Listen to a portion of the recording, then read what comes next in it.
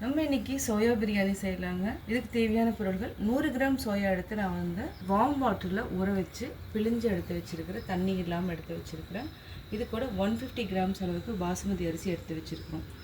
இதையும் நம்ம 20 minutes choke பண்ணி வச்சுருக்கிறோம். இப்போ எப்படி செய்கிறதுன்னு பார்க்கலாம். ஒரு பேன் வச்சுக்கலாம். பேனில் கீ 1 டேபிள் ஸ்பூன் விட்டுக்கலாம். ரீஃபைண்ட் ஆயில் 2 டேபிள் ஸ்பூன் விட்டுக்கலாம். தாளிக்கிறதுக்கு ஏலக்காய், பட்டை, லவங்கம், பிரிஞ்சி எல்லாம் சேர்த்துக்கலாம். சோம்பு கொஞ்சமாக சேர்த்துட்டு நம்ம 2 பெரிய வெங்காயம் எடுத்துக்கலாம். இது பொன்னிறமாக வதக்கிக்கலாம். வெங்காயம் எந்த அளவுக்கு வதக்கணுமோ அந்த அளவுக்கு நமக்கு பிரியாணி டேஸ்ட்டு கொடுக்கும். வெங்காயம் வதக்கியாச்சு. 1 டேபிள் ஸ்பூன் அளவுக்கு நம்ம இஞ்சி பூண்டு விழுது சேர்த்துட்டு நல்லா வதக்கிக்கலாம். பச்சை வாசனை போகிற வரைக்கும் வதக்கணும். இஞ்சி பூண்டு விழுது வதக்கியாச்சு. இப்போ நம்ம ஒரே ஒரு தக்காளி சேர்த்துக்கலாம். இதையும் நல்லா வதக்கணும். புதினா, கொத்தமல்லி 1 கைப்பிடி சேர்த்துக்கலாம்.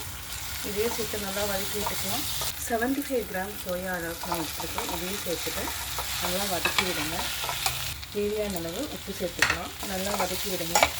இப்போ நம்ம மசாலா எல்லாமே சேர்த்துக்கலாம். 1/4 டீஸ்பூன் மிளகாய்த்தூள், 1/4 டீஸ்பூன் மல்லித்தூள், பிரியாணி மசாலா 1 டீஸ்பூன்.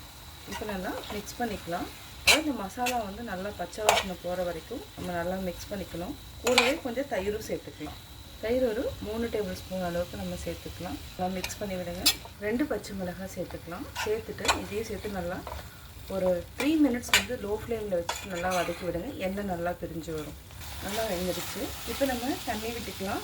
அதாவது நம்ம இந்த டம்ளரில் 1 டம்ளர் அளவுக்கு அரிசி ஆட் பண்ணோம். இதுக்கு 3 டம்ளர் தண்ணிக்கு பதிலாக நம்ம 2 டம்ளர் தண்ணி விட்டுக்கலாம். 1 2 டம்ளர் நம்ம தண்ணி விட்டுட்டோம். கொதிச்சதுக்கப்புறம் நம்ம ரைஸ் குக்கரில் மாற்றிக்கலாம். இப்போ கொதிக்க ஆரம்பிச்சிருச்சு. இப்போ கேஸ் ஆஃப் பண்ணிவிட்டு ரைஸ் குக்கரில் நம்ம மாற்றிக்கலாம்.